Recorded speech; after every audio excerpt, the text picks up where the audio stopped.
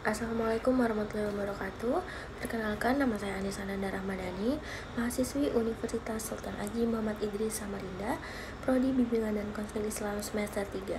Pada kesempatan kali ini, saya akan membahas materi baru yang berjudul Perkembangan Fisik. Yang pertama, saya akan membahas pengertian perkembangan fisik.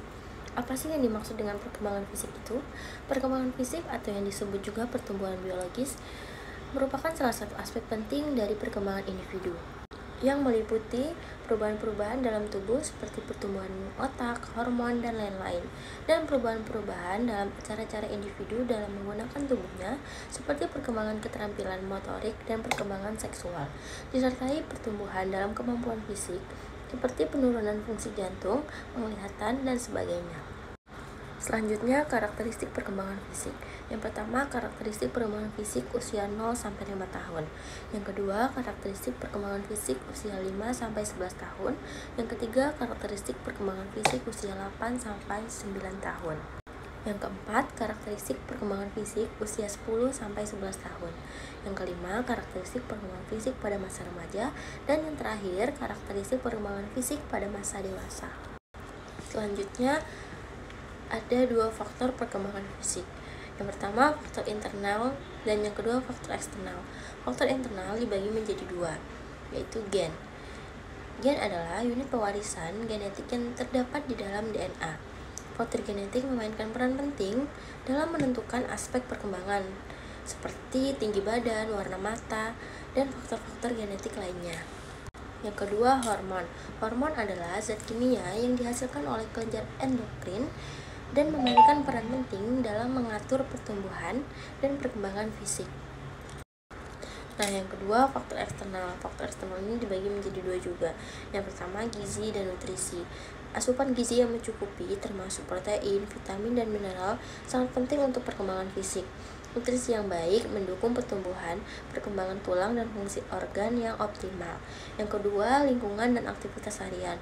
Lingkungan tempat tinggal seseorang dan aktivitas harian mereka dapat mempengaruhi perkembangan fisik. Misalnya, paparan terhadap polusi udara atau kebiasaan olahraga dapat memiliki dampak baik pada kesehatan paru-paru dan jantung. Dan penjelasan yang terakhir, ada tahapan perkembangan fisik. Yang pertama, pertumbuhan prenatal. Tahapan ini mencakup periode sejak pertumbuhan hingga kelahiran. Selama ini, organ dan sistem tubuh berkembang dan calon mengalami pertumbuhan signifikan. Yang kedua, bayi dan balita. Bayi mengalami pertumbuhan fisik yang pesat, belajar mengendalikan gerakan, mencapai tonggak perkembangan seperti merangkak, berdiri, dan berjalan pada tahap balita. Yang ketiga, anak-anak. Periode ini ditandai dengan pertumbuhan dan perkembangan fisik yang lebih stabil. Anak-anak mengembangkan keterampilan motorik, bahasa, dan kemampuan sosial. Yang keempat, remaja. Remaja mengalami pertumbuhan pesat, perkembangan organ seksual sekunder, dan perubahan hormon.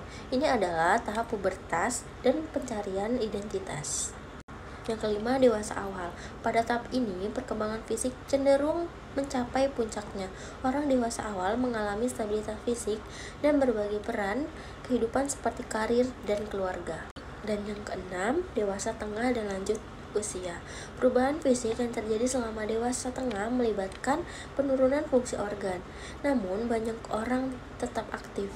Dewasa lanjut usia mungkin mengalami penurunan kesehatan dan kemandirian. Mungkin itu saja yang dapat saya sampaikan. Kurang lebihnya saya mohon maaf. Wassalamualaikum warahmatullahi wabarakatuh.